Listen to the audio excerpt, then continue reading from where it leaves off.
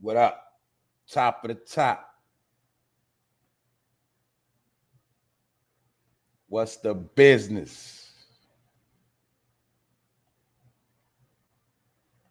Who up in here?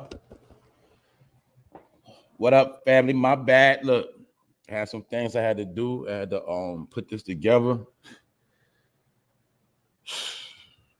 I'm not too fond of this topic today. I didn't really want to talk about this, but guess what? It ain't nothing else to talk about.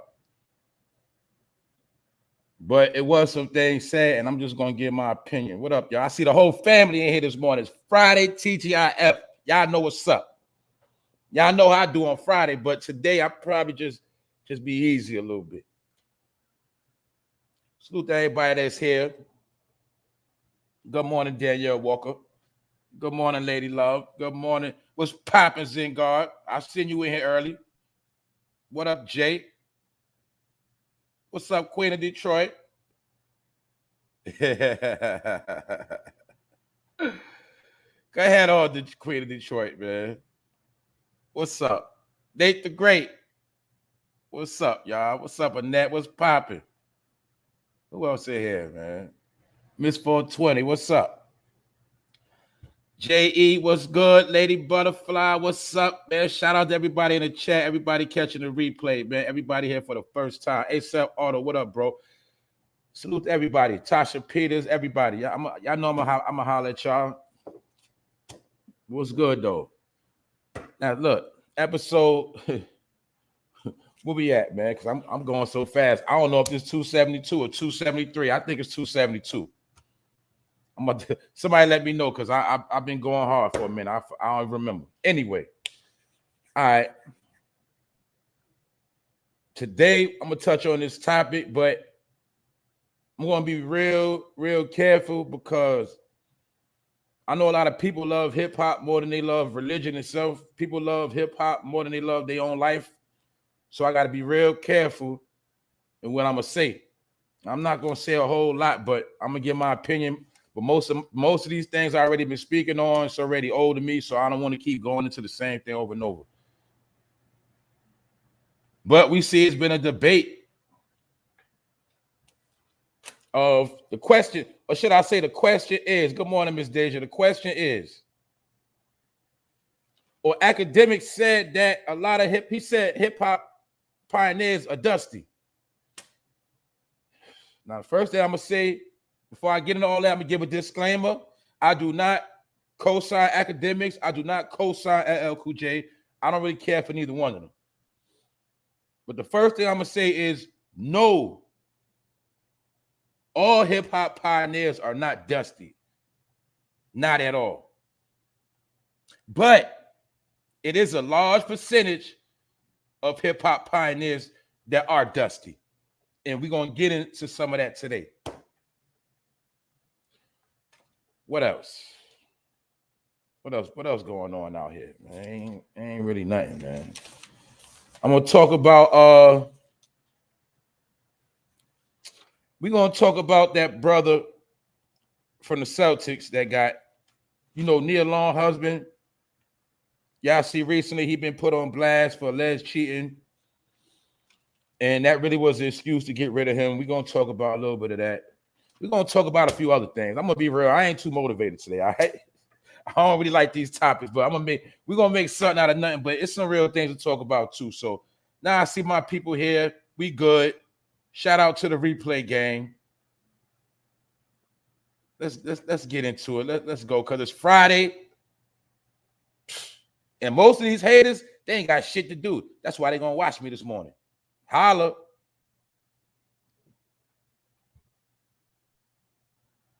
djakademiks versus llcoolj, vice versa. Are hip-hop pioneers really dusty? Now, the word dusty it can mean a whole lot of different things. It can mean put on the shelf, meaning not irrelevant. It could mean literally look dusty, like they look dirty, they look like they bums. It could mean they whole personas washed up. We're gonna get into it. Because like I said, A lot of people love hip hop more than they love religion. Period. They love hip hop more than they love God. We already went into how hip hop is music,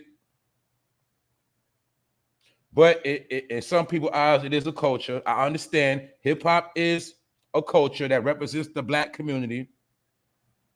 I understand that. All I'm saying is what I got to make clear now is that hip hop now is not what it is, what it was made to be. But I'm also going to explain how hip hop had already sold out in the 80s. And that's part of what made a lot of rappers become dusty. We're going to talk about it. I'm going to talk about it today. But I'm going to show you also how even llcoolj is the voice right now, but he's still pushing his own agenda because he has the Rock the Bells tour, in which he just started, where he's getting a lot of older hip-hop artists, pioneers, to perform at these events, and he's making money and revenue off of these events. There's nothing wrong with that, but I understand why LL has something to say. So I get it. We're going to talk about it. Salute to everybody. I see y'all still. What up, Kendall? What's up, family? I see y'all coming in. Chris Miller, I saw you in here early. What's up? Nevin Reed, what's up? But llcoolj, he knows exactly what he's doing. And llcoolj, I already spoke about him. I don't have the energy for LL today. All right, none of this stuff. But we're gonna go through it real quick, and I'm gonna let y'all be the judge. Now, was Akademiks out of pocket? Yes, he was. He was a little bit out of pocket. He was. He said a lot of dumb stuff, but we didn't even hear nor there. He was out of pocket, but he did have some points. So we're gonna because remember, even the person who could be wrong a lot could be right sometimes. You know that. And we know that it's about consistency. So a lot of people are right sometimes, but we neither here nor there.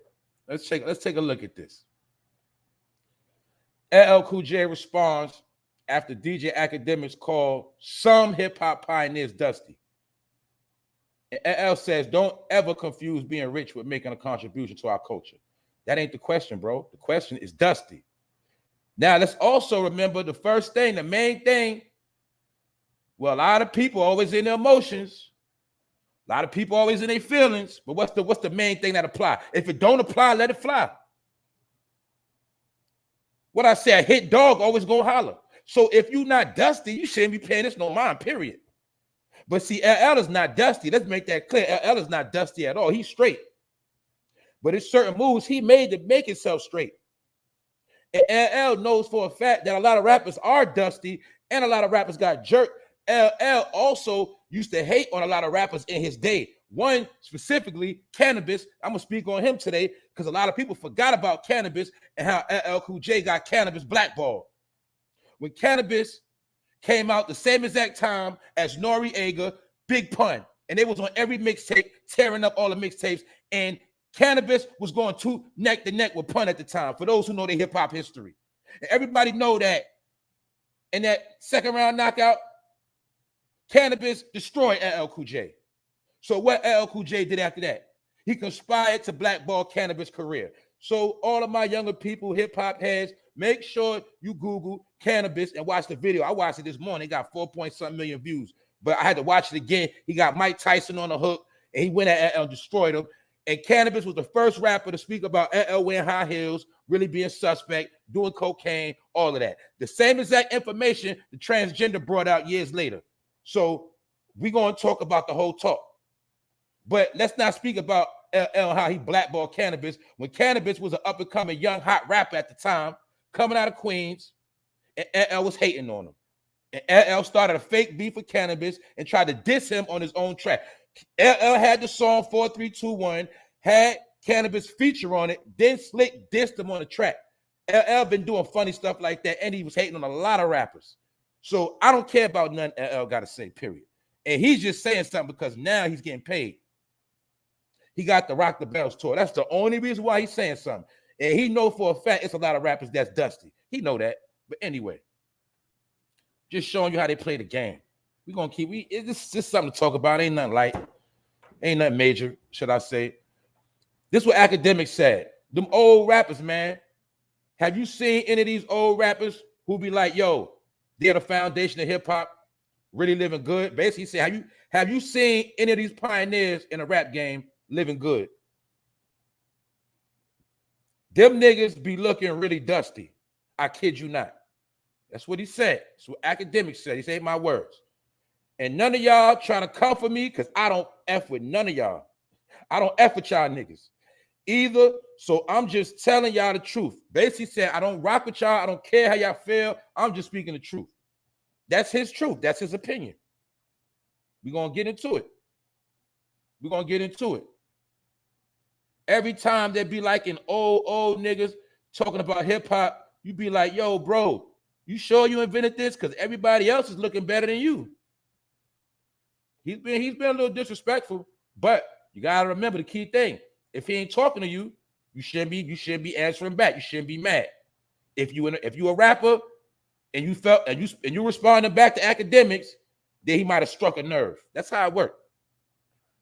But llcoolj checked AKADEMIKS allegedly, because you see the past two. This been going on. This been trending the past 2 days. I was trying to run. I ain't want to cover it, but it ain't nothing else to talk about. And it's starting to pick up a little juice because now a lot of the older rappers are coming out and they giving a comment. That's how the stuff works. But magically, we now are back talking about topics from the early 1980s. So we back 40 years in time just having this conversation. We going back 40 to 30 years. Boom. But this is what LL said. This was his rebuttal, his reaction. LL said, you know, he had to explain that there are no other genres of music where the artist's finances are pushed to the forefront. He got a point. No one discusses Miles Davis. Hold on. Matter of fact, let me stop. LL, you know for a fact, hip-hop is based on bragging and boasting how much money I got, how much jewelry I got, how good I live my life. That has always been hip-hop, bragging and boasting. Let's stop playing. That's why hip-hoppers are judged on what they got. And for two, a lot of rock and roll artists haven't been jerked and cheated and finessed. They got their royalties and publishing. A lot of hip-hop artists were jerked and robbed in the beginning. And LL knows this. No one discusses Miles Davis' bank account. We don't talk about John Coltrane's bank account, he said. A lot, even rock musicians. No, because they don't rap about money, dummy. Even rock musicians, a lot of great country artists, we don't talk about their bank accounts. No, because they don't rap about money. One of the first biggest hip-hop songs on the radio, Sugar Hill Gang. All you got to do is listen to it, and you will see in the song, they was bragging and boasting. I got so-and-so, I got this, I got that. Y'all know how rap go. But guess what? The whole Sugar Hill Gang got jerked. They got jerked. They was broke. You understand? So hip-hop has been getting jerked since the late early. This is nothing new. And LL knows this. So being that a lot of pioneers got jerked through their paperwork, some of them sold out and thought they was going to be on top forever. Now, when we looking at it in hindsight, 30, 40 years later, a lot of them, they're not where they're supposed to be at. But it's something else that happened to a lot of hip-hop pioneers that nobody is talking about. And what's that? A lot of the hip-hop pioneers got turned out on drugs. A lot of hip-hop pioneers, when the crack game came out, they got turned out and fell off. And on dog food, dope. You see how rappers now get high and do what they do? But you got only thing you can get them credit on is a lot of them get high, but they sustained their career the whole time they was getting high. The difference, and back then, a lot of dudes that was getting high, they did not know that crack was going to destroy their whole life. And a lot of them did fall off. A lot of older rappers, pioneers, did admit they was on drug binges and lost their way. They all admitted it. A lot of them admitted it. I don't want to say no names. I ain't want to cover a lot of them in this story, in this episode, because some of them I got respect for still. But a lot of them did go on crack runs. That's why I was trying to tell y'all when I be saying certain stuff like, in a certain time period, if you notice, a lot of dudes, a lot of people, they block out certain years in history because certain years, everybody wasn't consistent from then to now. That's all I'm saying. It's a lot of gaps in years that people try to erase, but it wasn't the best of times for some people. These just facts. So a lot of these rappers, they did fall on hard times throughout the 80s, the 90s, especially the early 2000s. A lot of these rappers was older pioneers. They were hurting in the late 80s, late 90s, early 2000s. Like when Jay-Z blew up and all of that, when it was about the rock, around that time, a lot of hip-hop pioneers, they didn't have no voice at that time. They wasn't really giving them no respect at all. They couldn't even really do shows. They was doing shows, but mostly overseas. You see, my point is they got it better now once the internet came back out. That's where it helped get a lot of hip-hop pioneers back in the flow of things, because a lot of them had fell off. They was out of here. That's just being real. No disrespect. But as you see LL right here, he made a point to tell y'all, that's why I started the movement. So I wouldn't have to listen to foolish rhetoric about people that changed the world. These people changed the entire world. The whole planet runs on hip-hop culture right now. LL is right about that because he know the truth. The whole world runs on hip-hop. How many times I told y'all, in my opinion, hip-hop is nothing but a mind control program that the elites get paid off of and get you going to jail, dying, all type of things. But this whole thing with hip-hop being big, it started with Run DMC. When Russell Simmons, Def Jam, Rush Management started getting Run DMC, llcoolj, the Fat Boys, when they started getting them to sell out arenas, they was the first to get rappers booked in arenas, big venues. When Run DMC got endorsed by Adidas, you see how you see Travis Scott getting endorsed by Nike? Run DMC started that. Russell Simmons and them started that. My point is, it's different levels of hip-hop pioneers. That's my point. You had the era. Let's go back to the eras now, y'all. Let me bring some clarity to some of this, because I know my hip-hop history from a baby boy. All right? Pardon me. These are some of the hip-hop pioneers, which some of y'all should already know. Some of y'all already know, especially from the Bronx. I already know y'all know who this is. Grandmaster Flash and the Furious 5. Top rapper, Melly Mel. Right? Melly Mel was once known as one of the baddest rappers. Before LL, before Run DMC, this Melly Mel right here in the picture. So I know Melly Mel is one of llcoolj role model, and Melly Mel has something to say about this too. That's why I'm speaking on Melly Mel. And I'm going to prove to you how llcoolj got some of his swag from Melly Mel, because he looked up to Melly Mel. And I already told you, all of these dudes used to hang out in a village when their rap careers was taking off. I already proved it to y'all. I ain't about to go into it again. Let me give another disclaimer for my people that don't know. People in New York did not dress like this.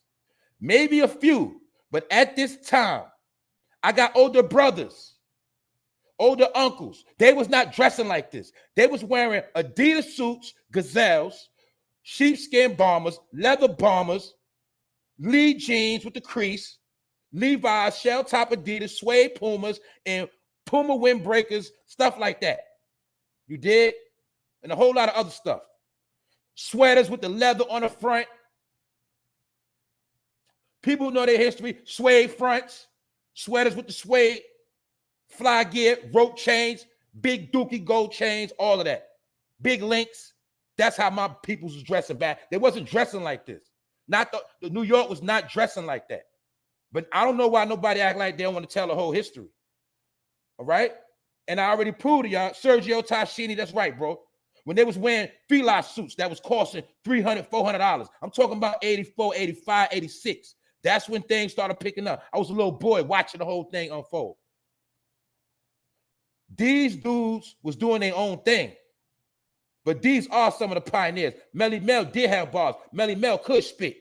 But you got to understand something happened, but they don't tell you. When it was in a park and it was in a block, when niggas having block parties, that's when it was the rawest form. But once they started signing them deals, that's when things started changing.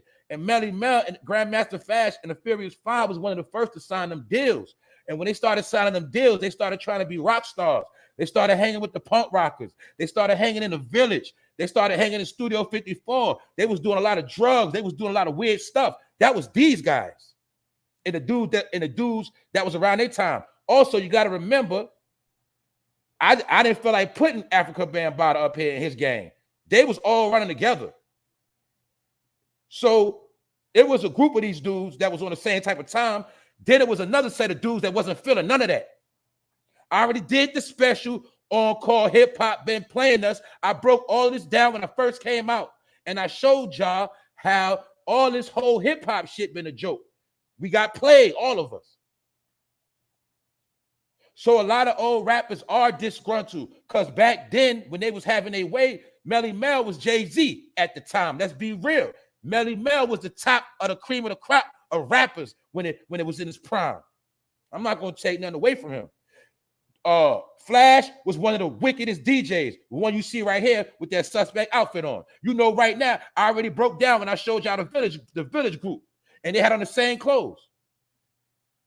That is them same outfits is considered to be them sex outfits. Y'all know what I'm talking about? That's what they was wearing then. That's these guys. And most of these guys are dead or dusty right now. Let's not forget, you see the one down there at the bottom? That's the one that recently went to jail for allegedly killing a man that was gay, and he said the man tried to holler at him. If I'm not mistaken, I don't want to be wrong. I think if I'm not, I got the video on I think that's Scorpio, but I don't want to be wrong. No. That ain't Scorpio. That's Kid Creole. Pardon me. That's Kid Creole. You see him, his dumb ass got on a Confederate hat, a Yankee hat, whatever he got on. But my point is this. He recently just got his time, and he is Melly Mel brother. He recently got his time for killing a gay man that he claims tried to holler at him. He was going to work 12 in the morning, and out of nowhere, he said a man came up on him and started flirting with him. And allegedly, he stabbed the man. The man died from his injuries. He is in jail right now for that. But my point is this. A lot of these dudes are weird, and they do not represent New York as a whole.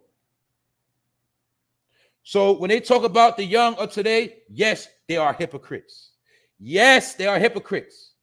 Oh, yeah, let me also not forget. At this time, 84, 85, people running around wearing Dapper Dan. People running around wearing Gucci, Polo, Izod Lacoste shirts. You feel me? Benetton shirts. People was dressing fly in New York. Don't get it twisted. People that know from the town, you know what I'm talking about. Benetton frames, Polo frames, you dig? Ain't none of this stuff new. But that stuff they was doing is weird. Everybody was not doing that. I'm going to keep stressing that. And these are the same ones that always be going at the young boys' necks. Hypocrites. See that? Look how they on Grandmaster Flash. Look how they leaning on that man. Do you not see that man elbow by this man private part? Look how I told you they was promoting gay behavior. And just so happened, recently, all these stories come out about the Bronx rappers at that time. Mind you, keep in mind, those are Africa been by the homeboys. Don't, so all you got to remember. But all you got to remember, too, is the whole New York City was not on that type of time. Understand that. But you can see from this picture, you see Melly Mel brother, the same one that's in jail right now for allegedly killing a gay man, that's him with the red shirt on. So if a gay man approached you, maybe you were sending out the wrong message back in the day. Because every time I see Kid Creole, he looks suspect. Here you go right here, head down, earring. You see these dudes look suspect. Y'all know that. Stop playing. But these are the hip-hop pioneers. And when you see them now, because I did see some of them, yes, some of them do look dusty. And most of them are dead. Because most of them was on, a lot of them was on drugs. Some of the old pioneers did die from AIDS, but I'm not here to disrespect them. The point of the matter is, some of them, they blew their own way. And I'm not giving no credit to academics neither. But I ain't going to make it like he the bad guy because he did state some facts. And I'm also going to show my whole point is also proving to you how LL is a fraud, and he only saying something because he's straight. And he ain't never put on no rapper. He ain't never did nothing for nobody. And he hated on a lot of rappers when they was in their prime. So let's keep it 1,000. It's a lot of pioneers that still get their accolades, but it's y'all have no clue on how many rappers that was in the beginning that were nice, highly talented, and they got blackballed. And some of those rappers that got blackballed, most of them, they are going through it right now, y'all. That's just the facts. Because that's what that's my point. That's the part LL don't want to admit. The rappers that are doing bad are most of them are the ones that got blackballed from the industry. And some of them was LL Cool J competition at the time. If you was a threat to LL Cool J career in Def Jam at particular times, you might have got blackballed. They was playing dirty games back then. And I'm telling you, most of the best MCs out of New York City never got big deals, never really got what they were supposed to get. It had a lot of people stealing their style. So let's look at Melly Mel in more modern day fashion. Melly Mel right here on the left, you see LL to the right. And I'm going to show you how Melly Mel is LL Cool J's role model. And I'm going to show you why both of them attack academics, in my opinion. This is Melly Mel. He was one of the first rappers. He might have been the first rapper to rap with his shirt off, always flexing muscle. And always around a lot of men flexing muscles. I don't know how many pictures I even seen Melly Mel flexing muscles with a chick. But that was his whole gimmick, flexing muscle, showing off his body. See where LL got it from? To this day, LL still raps showing off his body. And there's nothing wrong with that. He's in shape.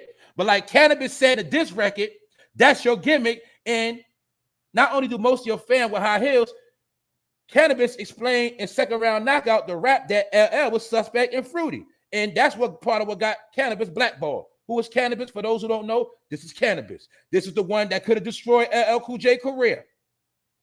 And he got blackballed. And he came out with Big Pun and Nas, when Nas was filthy. But with Nori, I remember with him, Cannabis, Nori, and Pun was the hottest rappers smoking out of New York, and they was on rotation. And they was featured on everybody's song. And he got blackballed. And he did the song with Wyclef. Wyclef brought him out. And then Wyclef conspired with LL Cool J to blackball Cannabis' career. To this day, Cannabis he do battle rap still here and there. But he tore LL Cool J out the frame. But LL Cool J started it first because Cannabis was an up-and-coming rapper. LL was hating on him. So he asked Cannabis to feature on his song and tried to diss Cannabis on his song. So he got Cannabis to drop his bars, then came back in the studio later on and tried to rebuttal everything Cannabis said and was trying to diss him. The track was called 5, 4, 3, 2, 1. Also, DMX on the track. Also, Master P. It's a classical song, one of LL's best songs, and that was the time when features became popular, when rappers really started collaborating, and in the North and the South was collaborating. That goes back to like 97, 98. But Cannabis never got his props where he's supposed to go because LL Cool J blackballed this boy. But niggas forget about that history. Because they played dirty games back then. And if you was a threat to somebody's career, they got you out the way. But yes, these are some of the hip-hop pioneers. Also, you see Grandmaster Flash with the Jerry Curl hand up. I already told y'all. He wrote a book and admitted how back in the day he was messing with an underage girl chick, underage female. All right? These dudes are weird. Period. You see them, you look at them now. One thing we can say, the rappers of today, they don't go that far. But who had on that same exact yellow outfit, y'all? Let's see how smart y'all are.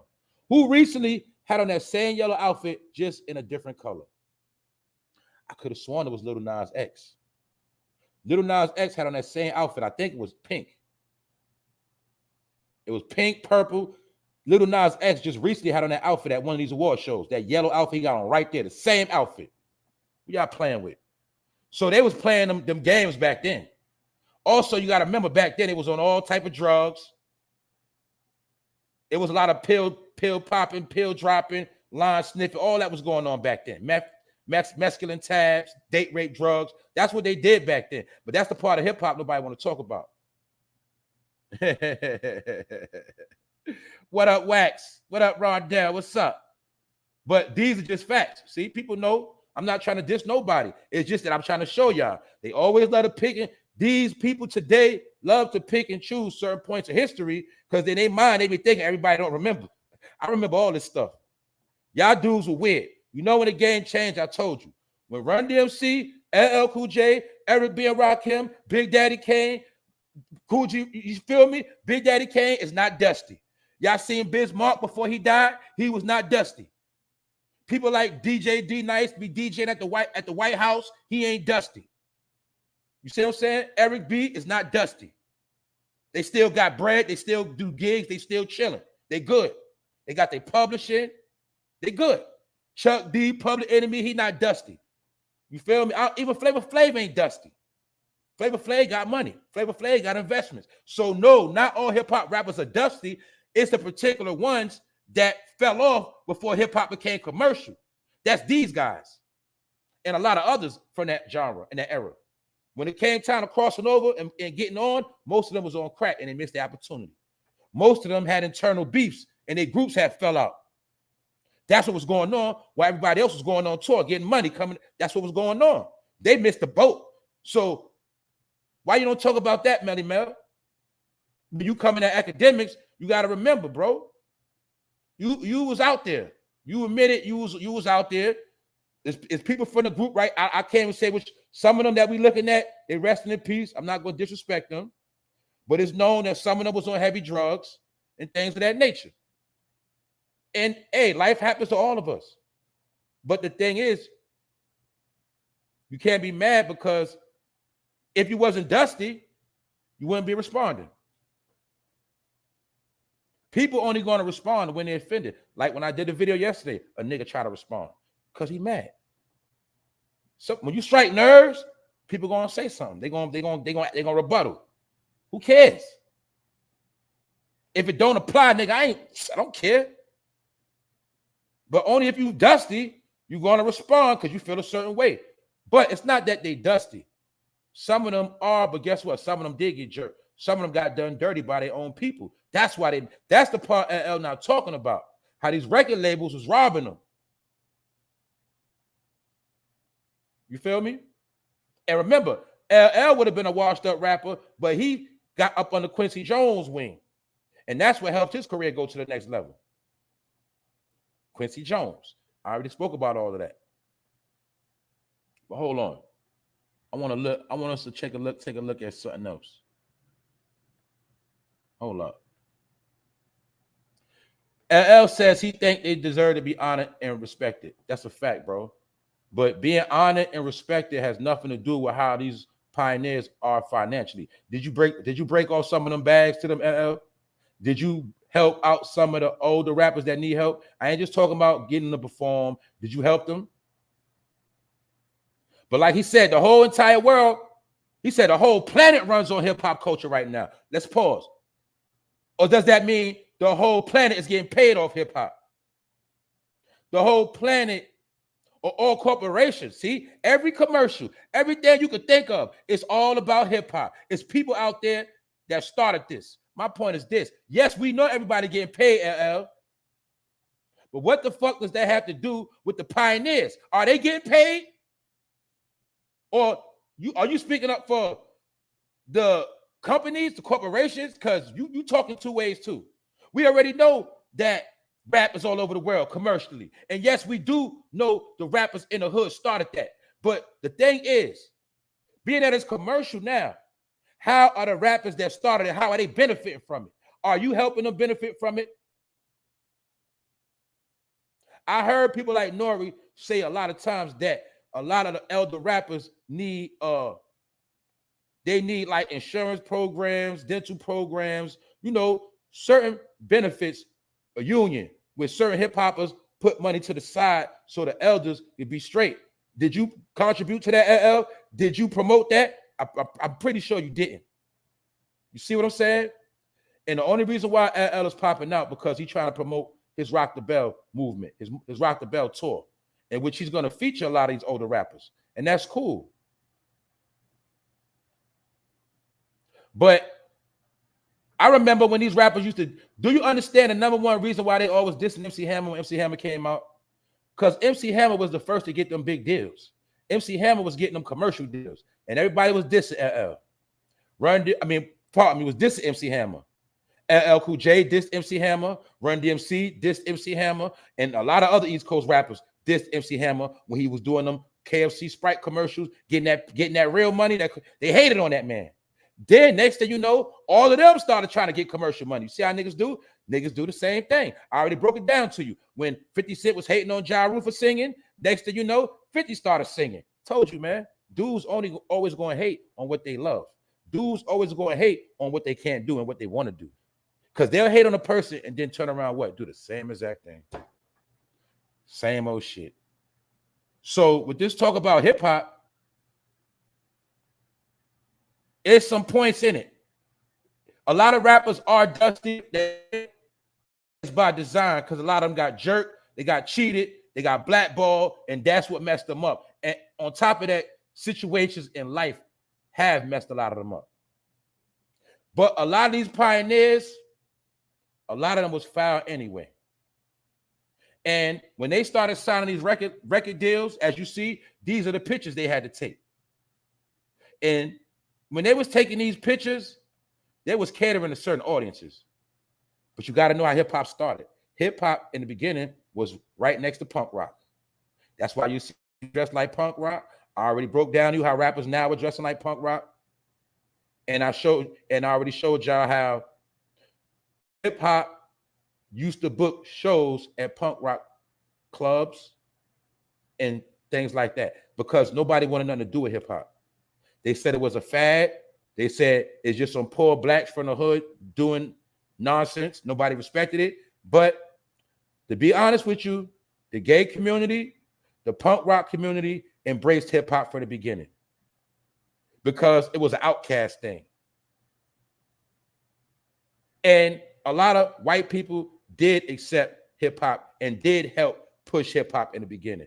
So even though we call them culture vultures, who you think are the ones in the beginning that first started paying these rappers off of their music? It was the white people that are called culture vultures. It's that hip-hop, look, it started somewhere, but something happened. What it's called? Y'all started getting deals, dummy. And when y'all started getting deals, y'all started selling hip-hop out on the dotted line. Period. And y'all wasn't good businessmen, so a lot of y'all got jerked. But you wasn't calling them culture vultures then because you needed these white people to book them clubs for you. You needed them white people to get you on tour. You needed them white people to give you them checks. See, you got to be raw and we got to be real.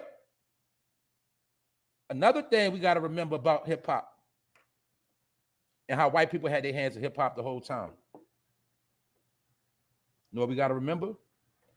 Simple. They the ones that made the equipment. When we were scratching on the turntable, who made the Gemini? Who made the Technique? Who made the Technique turntable and the Gemini mixer? Who made the beat machines? The white people made it. Most of those beginning beat machines are made from German companies. A lot of the sounds in early hip-hop was already going on in Europe. Planet Rock is a spinoff of Trans Euro Express, which was a hit in England. I know my history, dog. Don't play with me with this. So a lot of hip-hop in the beginning was stealing. And they were cool with white people and Europeans, whatever you want to call it. But when things didn't turn out in their favor, now all the white people are culture vultures. See how the game played? When you didn't capitalize on your career, now everybody culture vultures. But y'all was using them, y'all was running to them white people stores, buying much equipment, spending a lot of money on microphones. White people make all that stuff. It's just that we did something with their equipment. But see, the powers that be feel like they created music. They didn't create no genres, but the powers that be feel like they created music, the instruments, the piano, the guitar, the beat machine, the mixing board. They created the engine. They created all of that. So they feel like they have a right to the music because the music is made on their technology. You see how it works? I never heard of no producer that made a beat machine yet. I never heard of you know what I'm saying? Because we're not into technology. But my point is this. White people always had their hands in hip-hop. Don't ever believe that lie. Because you know why? They did in the beginning. But once it came time to sell them deals, get them deals and become stars, like when Melly Mel, as you see right here, was some of the first to be on places like MTV, it's because they was cool with a lot of white people. And a lot of those white people just so happen to be gay. A lot of them, whether they were men or women, a lot of them were outright gay. And they helped black people back then. It's just what it is. But that's the part they ain't gonna tell y'all. LL knows this, Melly Mel knows this. And they also know a lot of rappers wasn't fortunate to get them deals they got. See, Melly Mel and LL was in them offices. You get it? But a lot of rappers, you know, they had ego. They wasn't trying to bow down to the people back then. Some rappers didn't want to bow down to the white man. Some DJs, they want to bow down. They want to play the game. And they got blackballed, y'all. That's what happened. But these guys knew how to play the game. And they got their fame. And you always remember, Melly Mel was the biggest of all time. And there's no coincidence that Melly Mel, LL, Melly Mel, LL. Similar names, right? I call them licking lips, Cool J. But don't let LL Cool J fool you. He ain't never did nothing for no rapper. Nothing that I know of. And I also know that when things was going down in real time, any rapper that was a threat to his career, he made sure he stayed away from them, or you felt you get it. That happened in many genres in hip hop. Where it's actually more rappers blackballed that was the greatest and hot that we no longer hear from than the ones you see right now. That's a fact. Half of the rappers I grew up listening to, half the rappers that I really love, and a lot of people really love, we can't really speak on them because they I ain't gonna say they're relevant, but y'all won't even know who we talking about. And they were some of the best at the time, and they got blackballed because they went against the wrong people. So all I'm gonna say is, to clarify it, Akademiks, he was a little out of pocket, but I also gotta say is he didn't say all of them are washed up.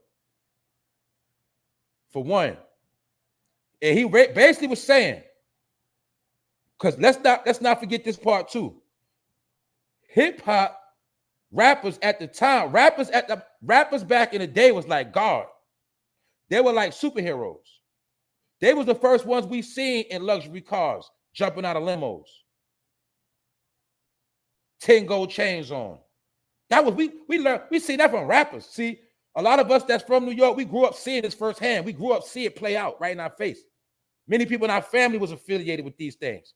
You dig? We was kids when our family members came home from the club and told us the stories about how this particular rapper rocked the crowd and things was going. You know what I'm saying? This is New York. This is New York history right here. But a lot of those rappers, they do not look like how they used to look. Meaning, Melly Mel, if you one of the founders of this, you should be looking in a certain light. You should be looking like a king of the culture. Since y'all push the culture so much, that's the point I get from him. LL makes sure he still look right. You get it?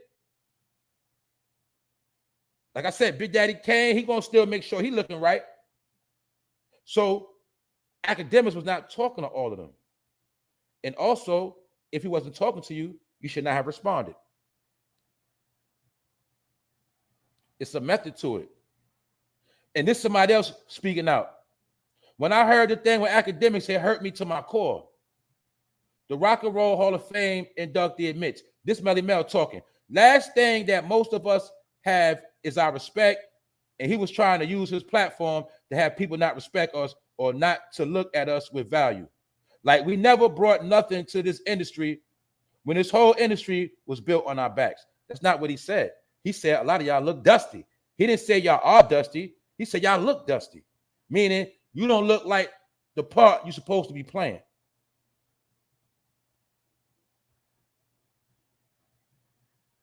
And at the same time, Melly Mel, I know you still making yourself irrelevant. I seen you still doing your interviews, things like that.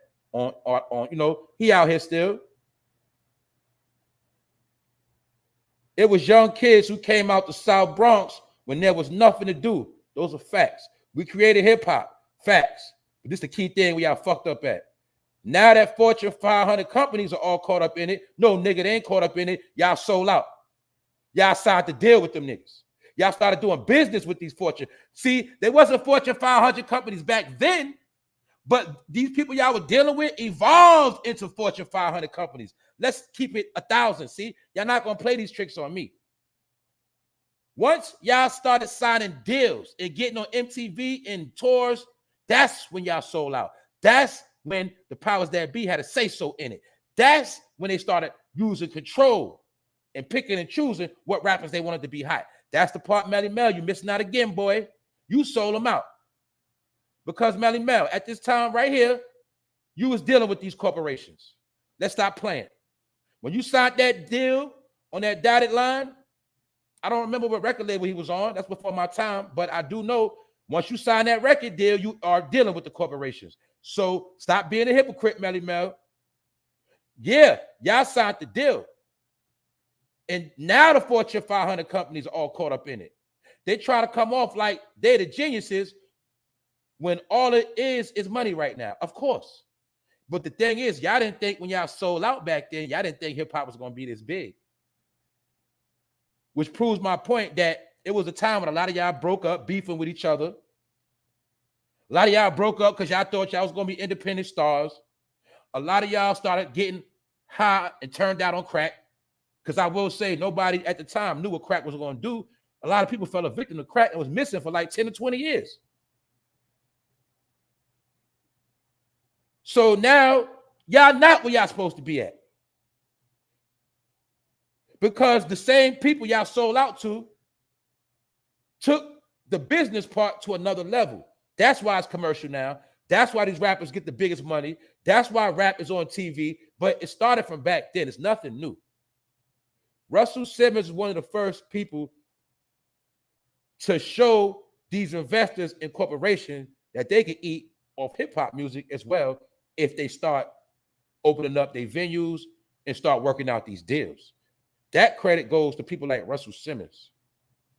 All right? But y'all wasn't saying too much back then. Another thing you got to understand is what I learned. They say that Russell Simmons did not like these dudes. And this is kind of where a lot of that Bronx and Queens beef started in a rap game. Part of it. Because when Queens started winning in rap, a lot of Bronx rappers at the time were bitter. It's just part of history, y'all. Anyway, salute to y'all. I see y'all. All right, Mikey D. I'm not going to argue with you, but you got to read your own words, bro. They didn't sell out back then. They didn't know any better. Whether they knew any better, bro, they still sold out, bro. You can do something and not be aware, but you still did it, bro. That's what I'm saying. We talking accountability now. They did sell out, bro. And some of them did know what they was doing. They just didn't know they wasn't going to profit off it in the long run. That's my opinion. But you got your opinion too, Mikey D. That's what's up. You feel me? But that's part of what I'm saying. They got to take accountability. We can't always use that excuse they didn't know no better. My point is, yeah, we messed up. We sold out. Things didn't work in our favor. You know, we ain't where we supposed to be at. But at the same time, academics, you ain't going to be disrespecting hip-hop. See that? It's a way to address academics as well. But don't be tap dancing and trying to front like he ain't making some points. That's what I would say to Melly Mel. You know what I'm saying? That's all I'm saying. But Mikey D, good point, bro. That's right. Queens get the money. That's always going to be the slogan. My grandmother from Jamaica, I used to go to my grandmother's house every weekend in Jamaica, Queens, every weekend, and I seen the beginning of hip. I seen a lot of the beginning of hip hop. Queens was in the beginning of hip hop as well too. Not like the Bronx. No, Bronx started it, but there was some things going on in Queens, in Jamaica, Queens as well. I know that for a fact, as well as Brooklyn. But Brooklyn took over around the time of Kane. You know what I'm saying? That's my opinion. But anyway, I told y'all this hip-hop thing is very, very touchy. I'm trying to watch my words. I'm trying to be respectful. I'm not trying to burn no bridges. But I know my hip-hop history. You feel me? I told y'all, in my opinion, our old hip-hop music, that is our soul music. So, yes, we have to respect the music.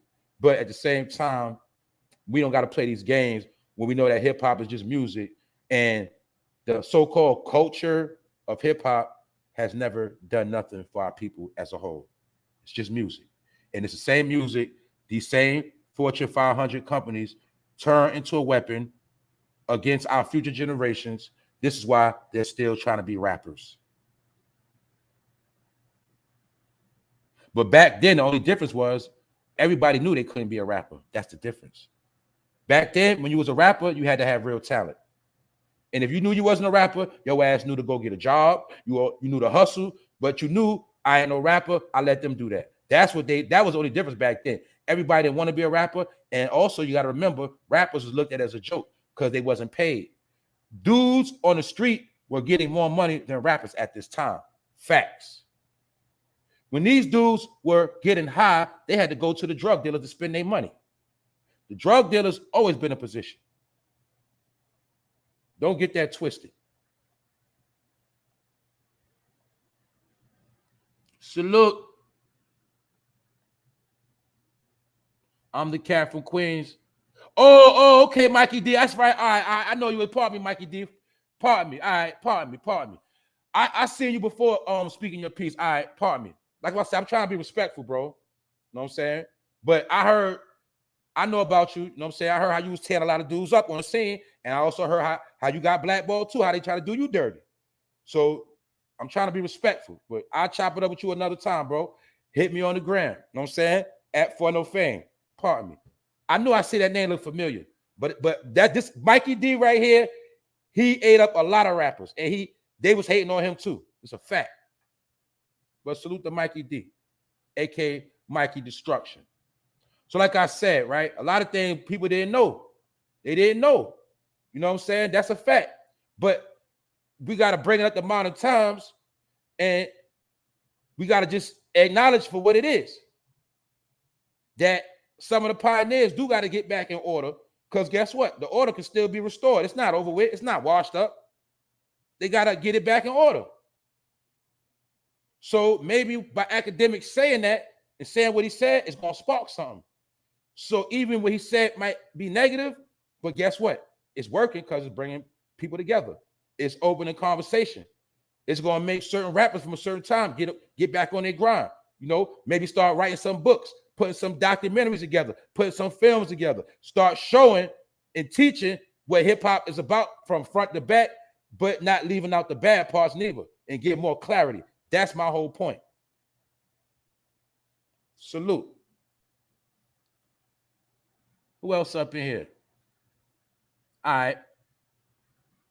Let me continue on, because I told you it's touchy, man. I ain't want to go here, but I just got to give my honest opinion, man. Now, I'm about to move on from this. We'll get back to that. We'll get back to it. Yesterday, we was talking about this. And I said, don't worry, Tiffany Haddish, she going to get some more jobs. Her career ain't over. She ain't broke. What happened? Boosie Badass offered her a bag. He offered her some money. He offered to work with her. He like, let's do a film. I got some money put up. We can do some films. You got too much talent to be worried about this stuff, sis. That's basically what he told her. But that ain't the point. I'm not even getting into this story. The thing is, I just wanted to show you what I was saying is that she going to be all right anyway. When she was trying to create that storyline that she broke and she messed up, I said, nah, she going to be good. Because some people actually enjoyed that story. So she going to be all right. Just wanted to show y'all that. And mind you, Boosie Badass is just one of the people that's offering her money right now. If you think other people are not offering Tiffany Haddish jobs now, you sadly mistaken. Because that wasn't nothing but free promotion for her. That's it. So she gonna be all right. And let's move on. And hold up. We got to talk about this right here. What is this? I want y'all to ponder for a second. A lot of y'all already know. I'm gonna read the chat. Y'all tell me what this is. I'm gonna see where the smart people at real quick.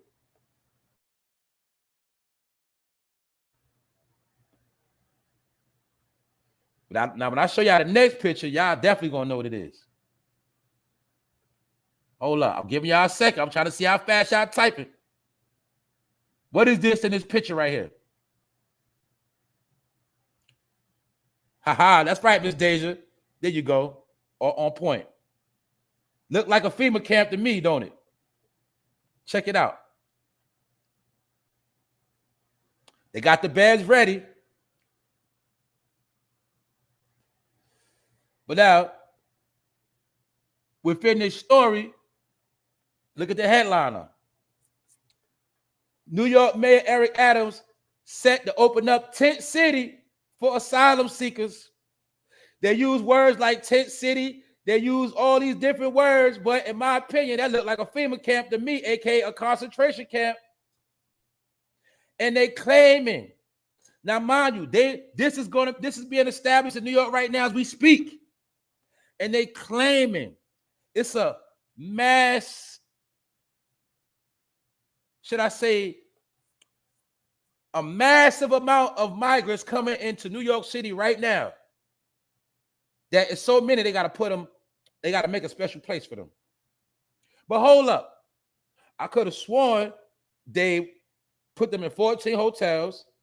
I could have sworn they said it was going to put them on cruise ships. Now, all of a sudden, this pop out. In my opinion, I'm going to just say this. A lot of dudes, a lot of people, you better hope you don't get put in this concentration camp. That's all I'm going to say. If you go here, for one, that means you cannot sustain yourself. For two, you might have to sign all your rights over for you and your kids. For three, if you get in here, it might not be no telling when you're going to get out of this program. This is being done right now as we speak, and this is the only one we know about. I don't know exactly where they build. They building it somewhere by the waters. I don't know exactly where yet, because some of the information they keep undisclosed. They playing games, y'all. But mind you, they getting ready for the what? For the wintertime. So that means people are going to be staying here when it's brick outside. Man, I told y'all they playing games, y'all. And who's to say this for the migrants? Who's to say this is not for the people that's already living in New York?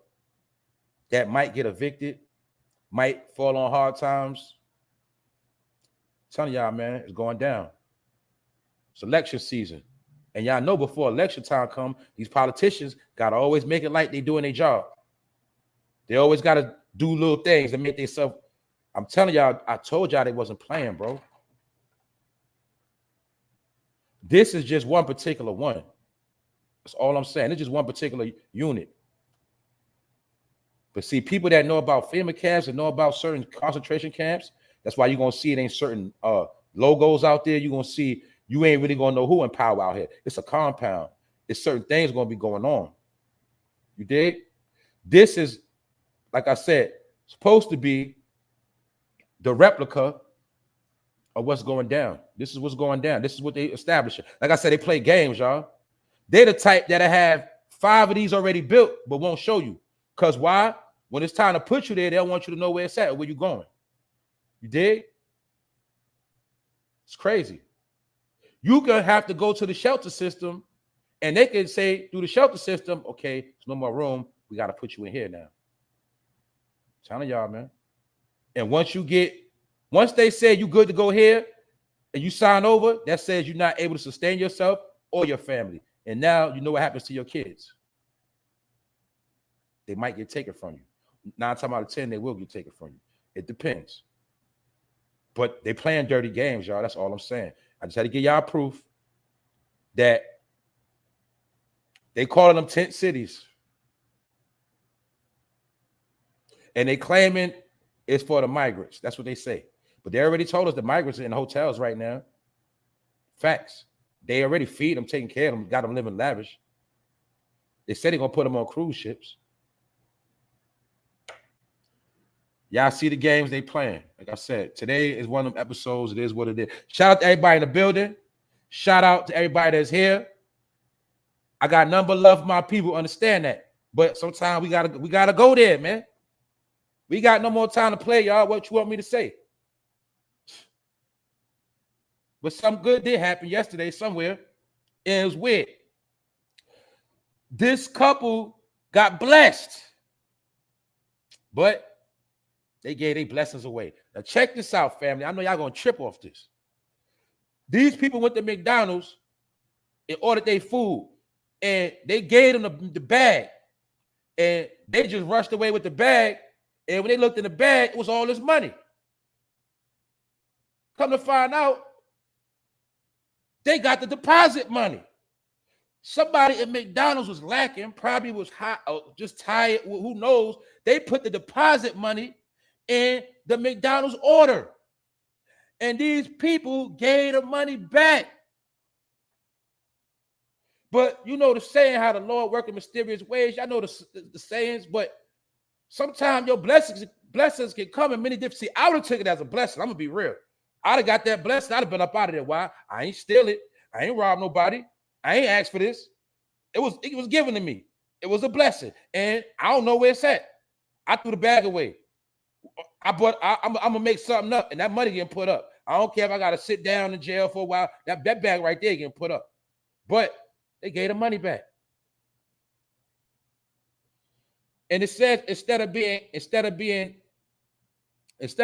handed their takeaway breakfast, mind you, they went there for breakfast. They had been given a fast food chain financial takings. That was a lot of money. Y'all know McDonald's sell 1 billion burgers a day.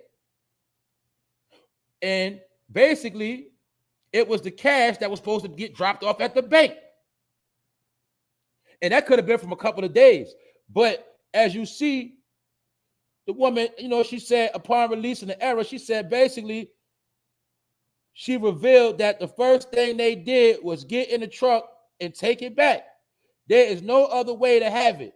I could never live with myself, she continued. What is this lady talking about? But there's some honest people out here, some good people. But I'm going to say this, lady, you ain't steal nothing. They gave it to you.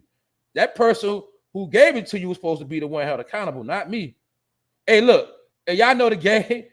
Y'all know the same way they mess your order up and they don't fix it. The same way I'd have took that as a messed up order and I'd have kept that bread. What y'all think?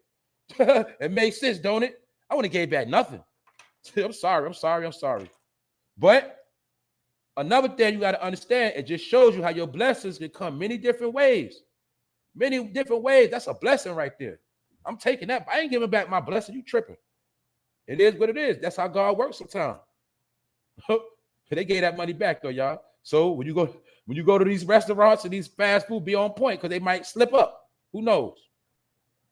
But one person that did slip up, and this story is bogus too, but this woman right here slipped up. As you see, she got caught with 30 pounds of meth in a suitcase. Why are people still trying to move drugs through the airport? I have no clue. People don't respect technology. This chick might have been used for a guinea pig, a doja.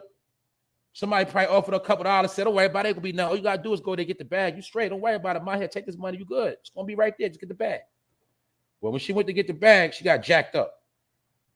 And she getting charged with all of these drugs, 30 pounds of meth. I told you, there's no cocaine out here like that. There's no Molly. A lot of these drugs are meth mixed with all type of other synthetic things, fentanyl. And this is why people out their mind and the other half are ODing. Fake drugs out here, y'all. Fake drugs. All right? But that ain't the point. The point of the story is when I saw this. I said they playing. This is the dog that caught her. This is the dog that sniffed out the drugs. So they giving this dog the clout. I never saw the dog pose with the drugs. I said, man, what is this world coming to, man? But this woman is going to do a whole lot of time in jail. And the dog is getting the clout off the arrest. This is also a form of them clowning, trying to be funny, and show us that it's going to be hard to move them drugs. This is part of why I told y'all the game is over. This is why they clowning right now. And that's just my opinion. But it's just showing y'all how things are going. But this woman threw her life away, y'all. She probably gonna be home no time soon. And this is gonna be a federal crime. And they're gonna get her to snitch on whoever she went to go pick this up for. And the dog is the hero. So let this also be a lesson to anybody that think you're gonna move drugs through the airport. They actually got a special, I think it's on a Vice network, on how they showing you how they at JFK in New York, LaGuardia, different airports, catching people come with drugs every day, trying to bring in drugs into New York. You got a TV show on this shit. How they catching everybody at the airport, every which way, smuggling through all different type of things. This stuff is going on, y'all. That's why the streets out of panic. That's why. And what up, Ronald Hawkins? What's up, bro? I see you finally made the live. You ain't making it in a minute.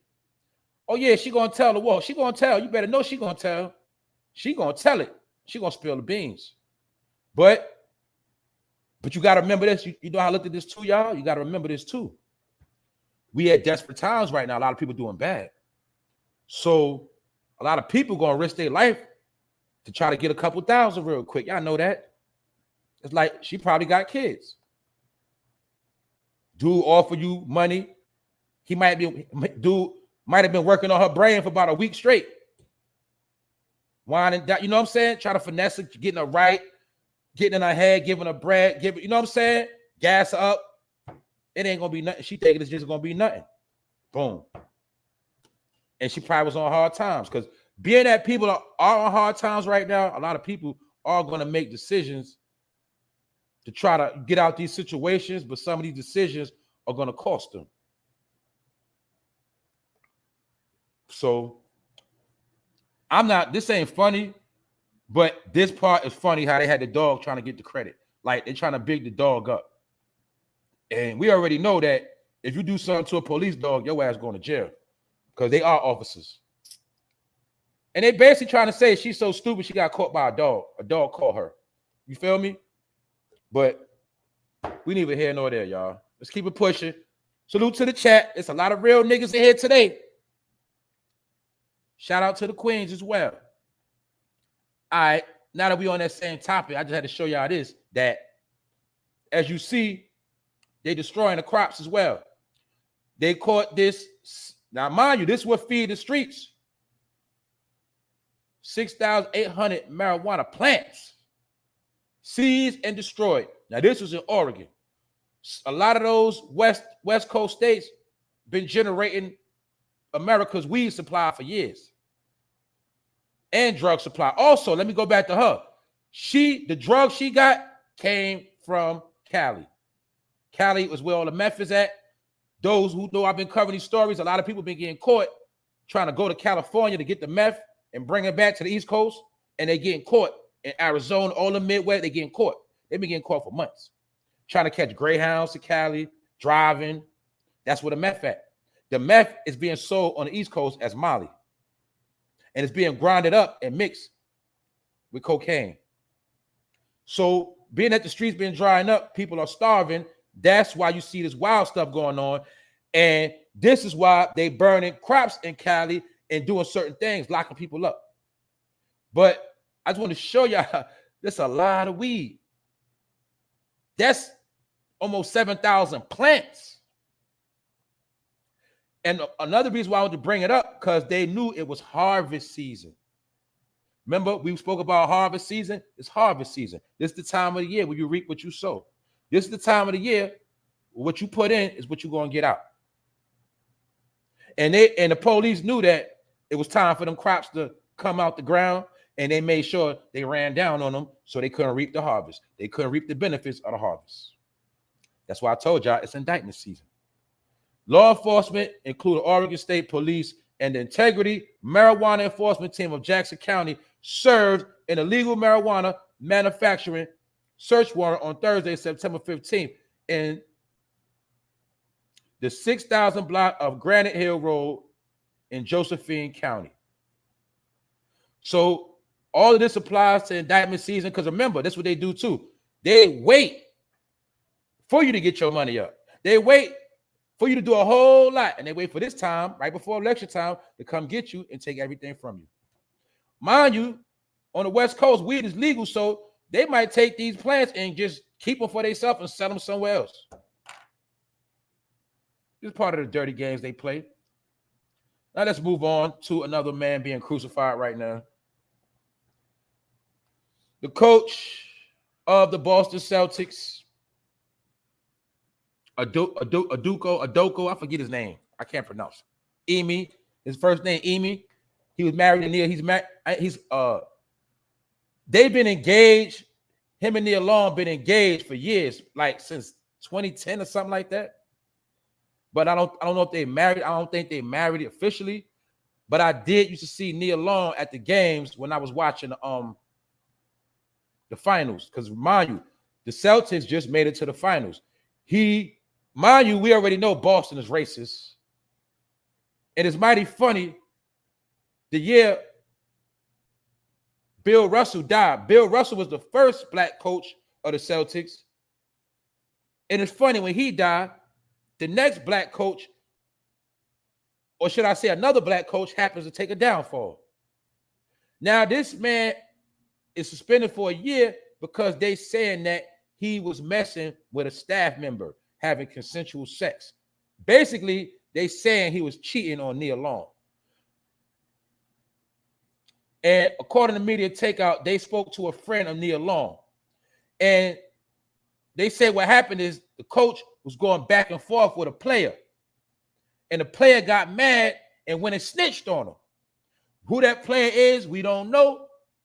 But one day we probably going to find out. If it was a player, I just hope it was another black man, got another black man fired. But anyway, as you see, the friend says in the beginning, or basically she's saying that the coach and another player was going back and forth on the Celtics. And now all of a sudden, this story drops out of nowhere. She said it's no coincidence. She said if this was a consensual relationship, someone had to tell the management of the Celtics. It wasn't Emmy or the bitch. So who else could it have been? They said it was the teammate. The player on the Celtics went to the head office, basically went to Massa and snitched on Ime Udoka. When it snitched on this man, made that man lose his job. Mind you, this man just got some of the highest praise because the Celtics have not been able to make it to the championship for years. They always struggle in the playoffs for the past 5 years, been struggling, and this man got them back in position. And now look what happened to him. Now you know what they're going to do. They're going to get somebody else to fill his shoes to get clout off the Celtics. They did the same thing in Golden State with Mark Jackson. Mark Jackson is from Queens, New York, a star from St. John basketball team, a star from the New York Knicks. He don't play them funny games. He was the coach of Steph Curry. He made Steph Curry them a star. When he told the NBA, I got the best backcourt in the whole NBA. Next thing you know, they started hating on Mark Jackson. They got his ass fired, got his ass up out of there, brought in the white man, Steve Kerr. Steve Kerr gets the glory of Golden State and Steph Curry to this day. All because Mark Jackson was into the church. He was a preacher, and he would have a team pray before games. He didn't have them. They were volunteer.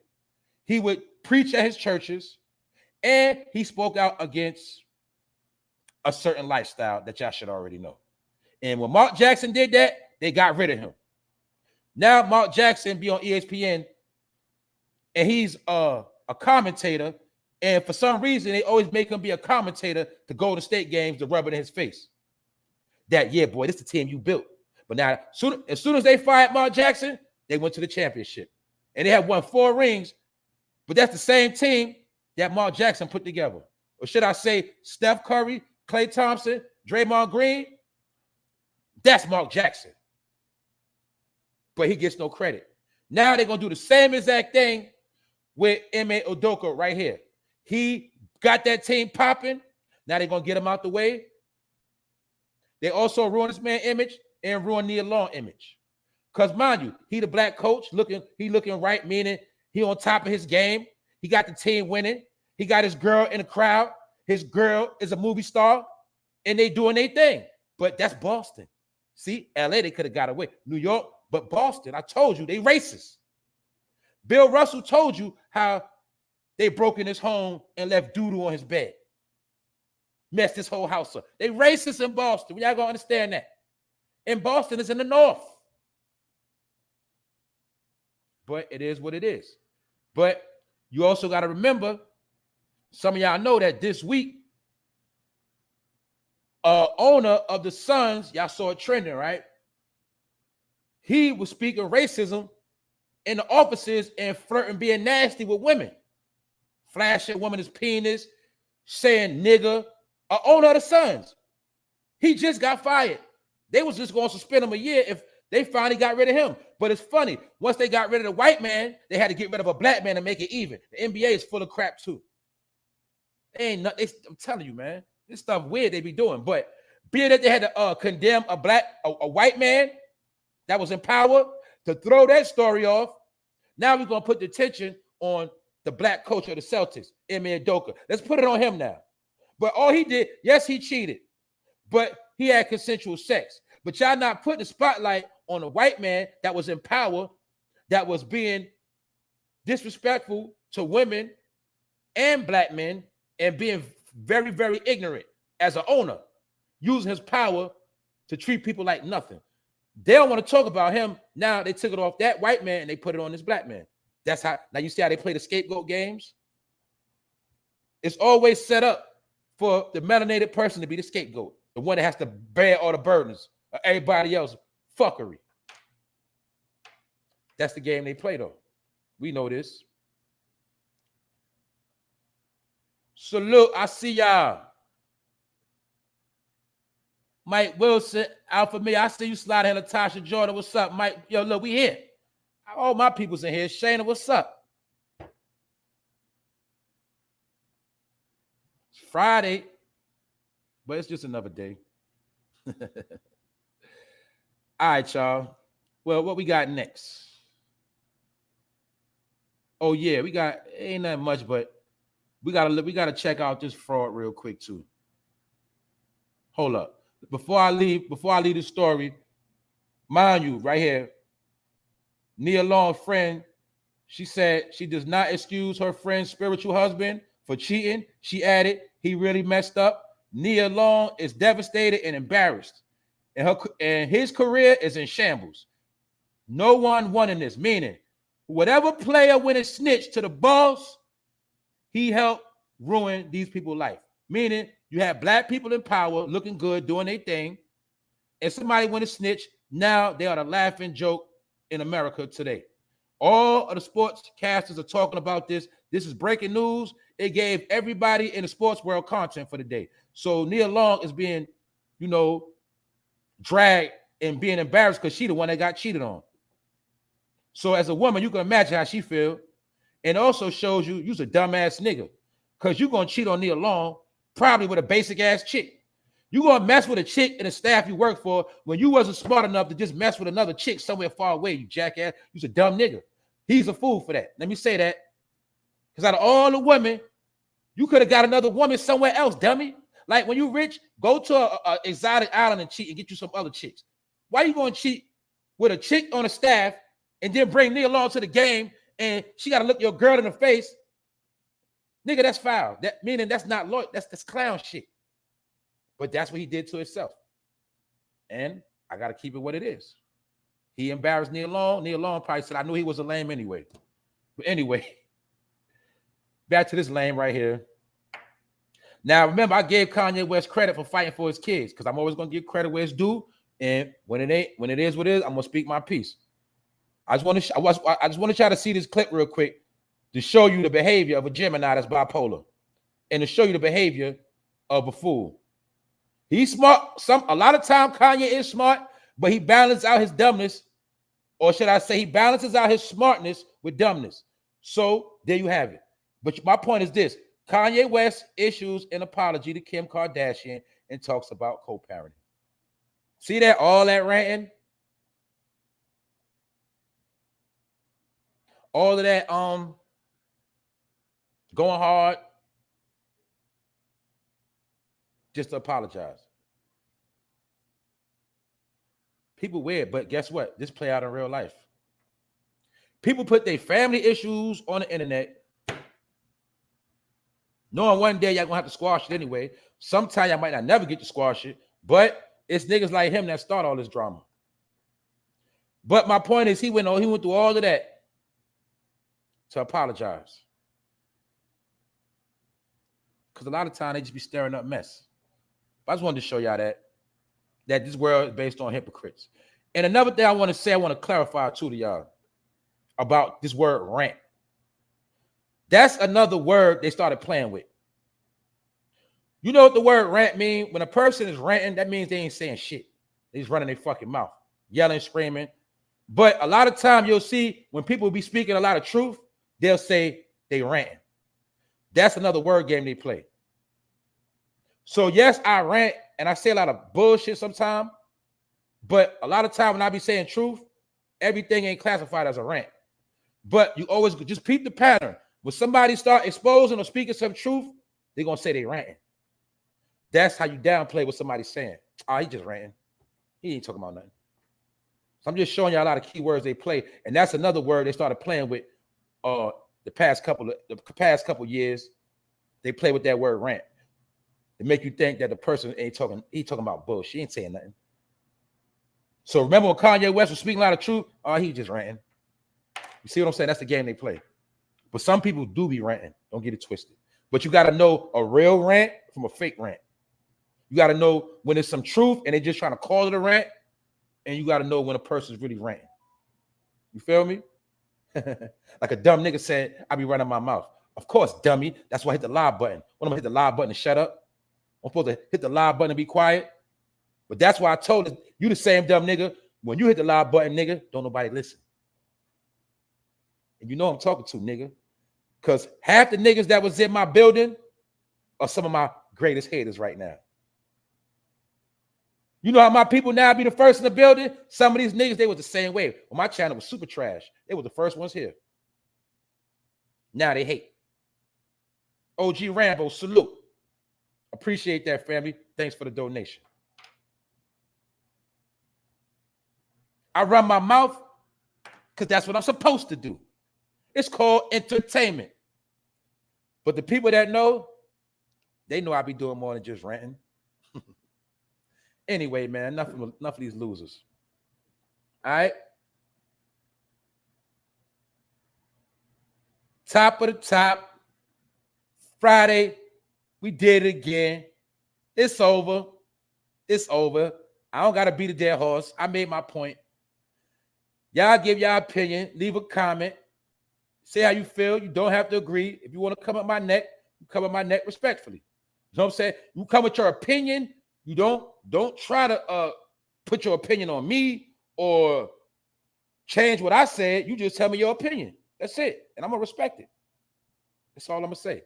But the question is, are some of the hip-hop pioneers dusty? Are some of them dusty as far as their legacy is got like a record with dust on the shelf, meaning they didn't protect their legacy enough, promote it enough. They didn't, you know what I'm saying? Are they not looking good out here like they should be? What's some of y'all opinion? Are some of the pioneers dusty? I'm gonna say it again. All the pioneers are not dusty. That's cap right there. No. But it's a percentage of them that are.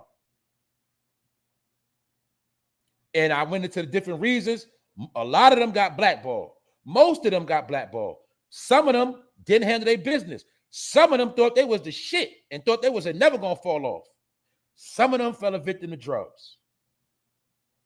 Some of them bounced back. But what's y'all opinion?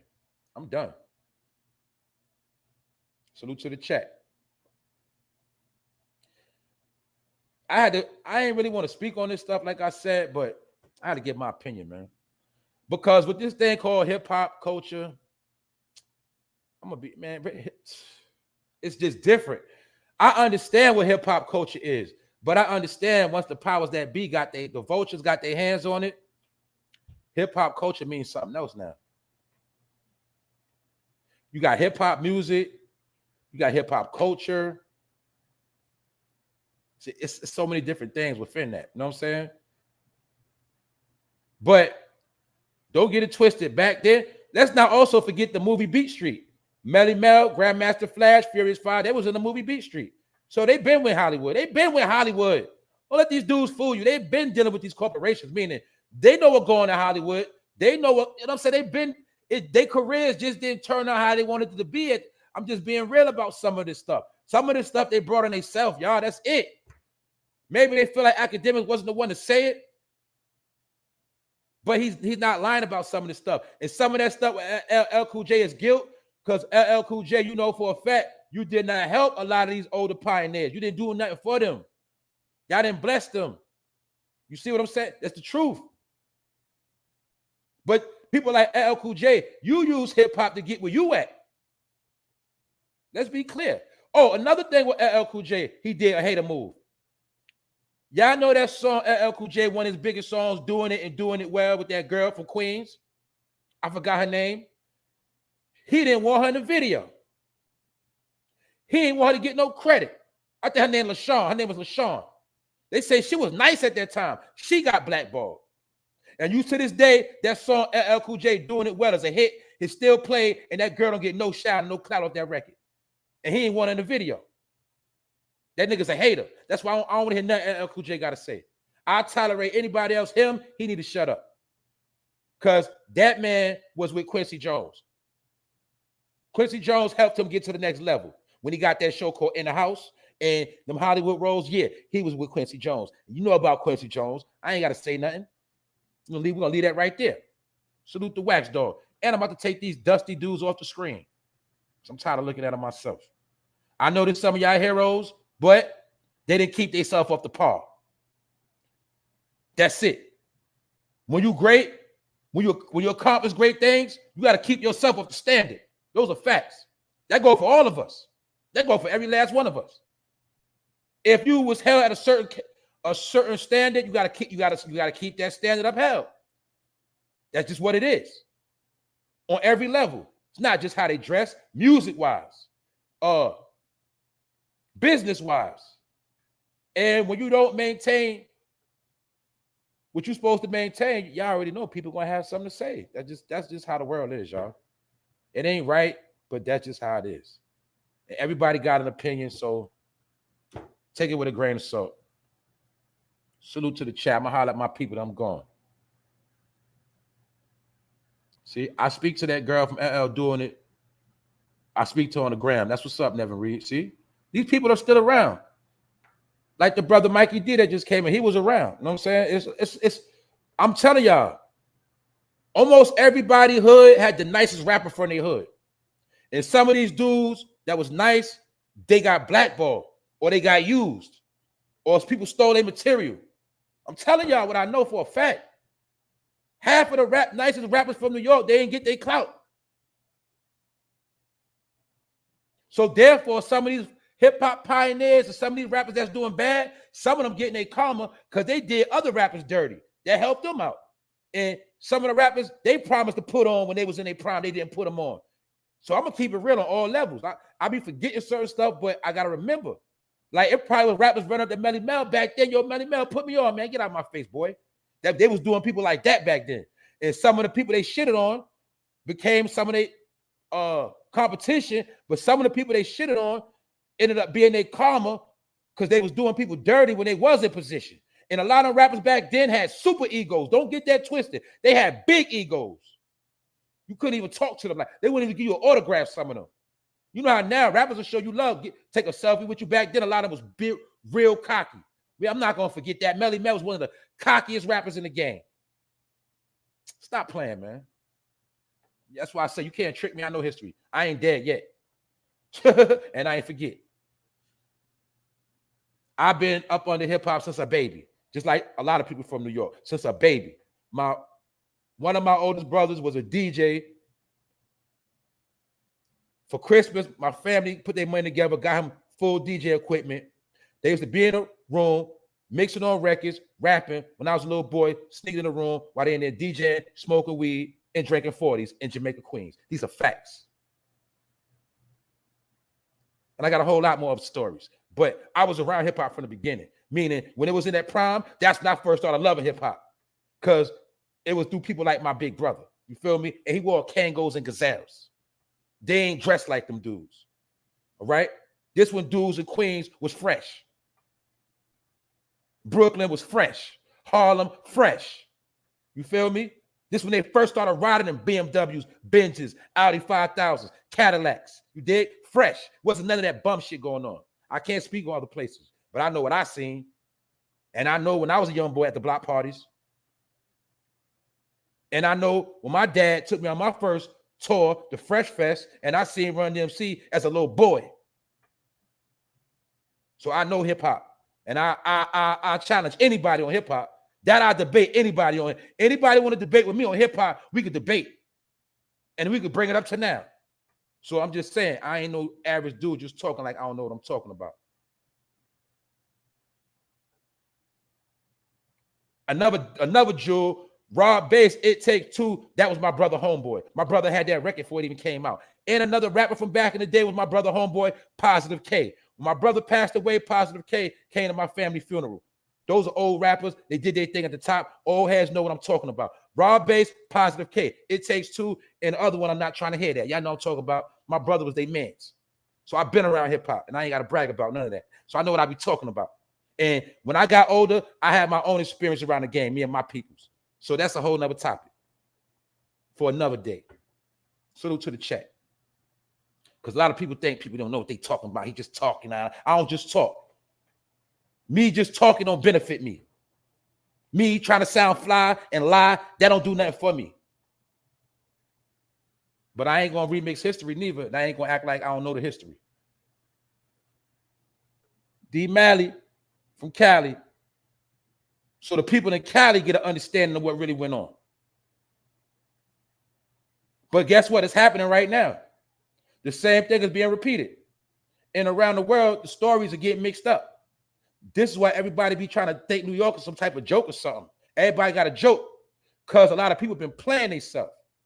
But some of us know the truth. I told y'all about Whack 100. Now y'all see, that's why I ain't talk about it. I ain't gonna cover Whack 100. I ain't gonna beat him down. You know why? Because I've been telling dudes about him over a year ago. When I first started, when I was a peon, I'm still a peon, but when I was a super peon, you know how, because you know how these niggas are groupies. If you ain't got like over 300 views or 300 subs, ain't nobody gonna listen to what you're saying. All this stuff I was saying when I first came out to get it out the way. Basically trying to tell brothers, look, let's do our own thing, bro. Let's do our own thing. And niggas ain't got to run over there to them niggas. The niggas ain't got no love anyway. I told niggas, pound for pound, play by play, Whack do not respect people. He's a troll. He's a clown. I told everybody still went over there anyway. Then after that, it's fuck Whack. The nigga Whack a bitch. Fuck. Bro, I already told y'all that. Like something I thought about and I don't want to forget neither. This is something I don't want to because I almost forgot.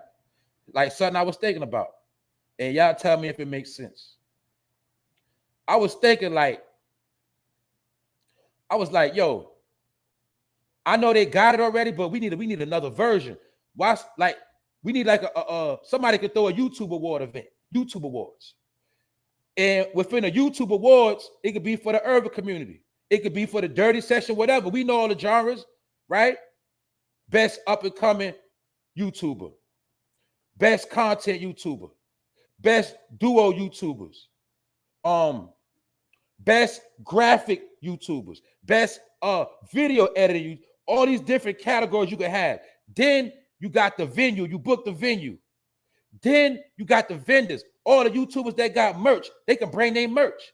The people that know how to cook, they can sell their food. People that got their brands, they can come push their brand all at this one event, the YouTube Awards for the hood. And everybody straight. And throw the money to the side. Now everybody can politic. People could politic with their favorite YouTubers.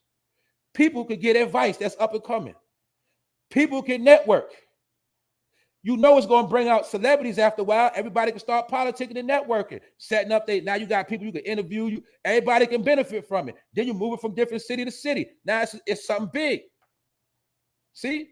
But then when somebody white do it, then everybody, you see what I'm saying? But when everybody beefing, let's be real. I thought about it. I said, nigga, that's a false reality. Why? If we have a YouTube event for us, what's going to happen? Let's stop playing. Niggas going to be getting jumped, beat up, shot at, parking lot sprayed up. Somebody going to die. So I thought about it. Then I woke up out that dream real quick.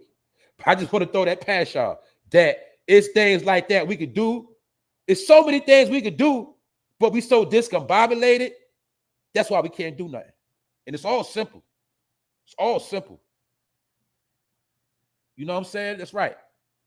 That's right. The greatest rappers to me don't have deals or they not known. That's how it always is. That's why I always love to catch rappers before they blow up. I used to, even in recent times, I used to go on, y'all know about, I used to go on Dat Piff, music. I used to go on all the mixtape apps and just download free, download new artists, scan through it, download it. And the ones I like, I keep. But I love to catch all music in its early form. I love to, even with YouTube, I love to catch all YouTubers in their early form. I like to catch people in their rawest talent form, because as they go on, they lose their talent. It just happens. Some people are not good at selling out and being the same. A lot of people, when they sell out, they lose their sauce. So I love to catch people in their prime. That's why I told y'all months ago, I've been told y'all that. I said, just because you small, don't think people don't watch you. I watch who I watch. I don't care about numbers. I don't look at no fucking numbers and say I'm gonna watch them. I watch what I want to watch. It got to be the content, the topic. It's certain things I will watch, and I'm gonna listen. And if you're saying the right stuff out your mouth that I agree with, if I'm feeling what you're saying, I'm gonna tap in. I don't care about no damn numbers. If you talking stupid, I don't care how many numbers you got, I'm not subscribing.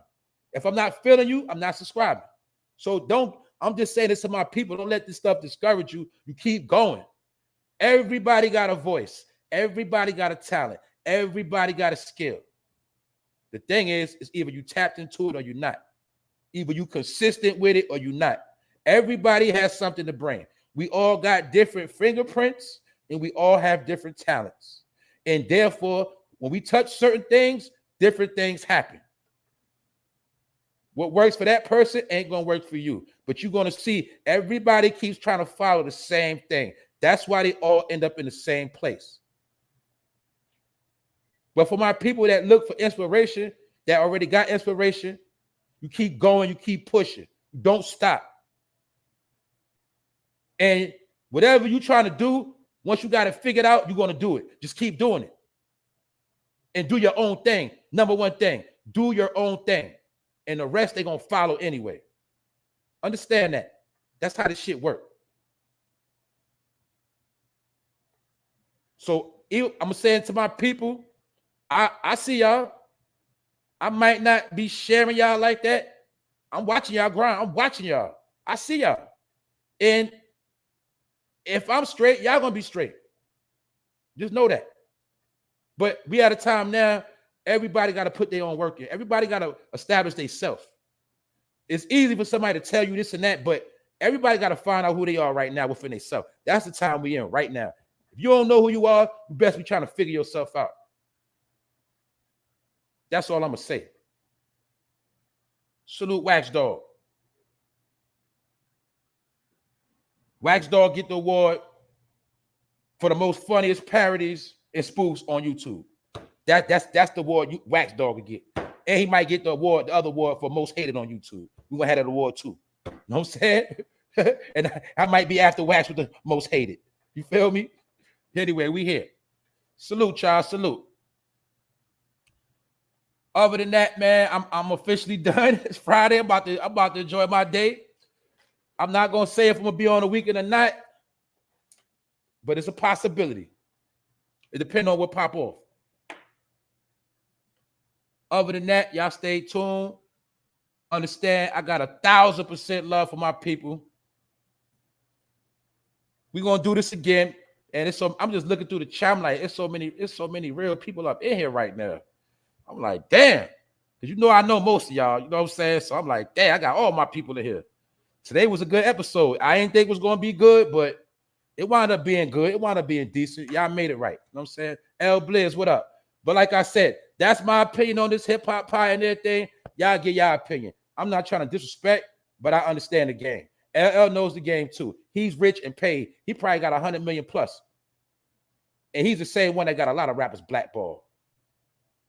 And for those who really into hip-hop, all you got to do after this, go check Cannabis video, second round knockout. It got 4 million plus views. And you'll see how Cannabis destroyed LL. And he got blackballed after that. Other than that, y'all, Fun No Fame Live. And I'm about to get out of here. Y'all make sure y'all stay right. Stay blessed. Have a good weekend. We out.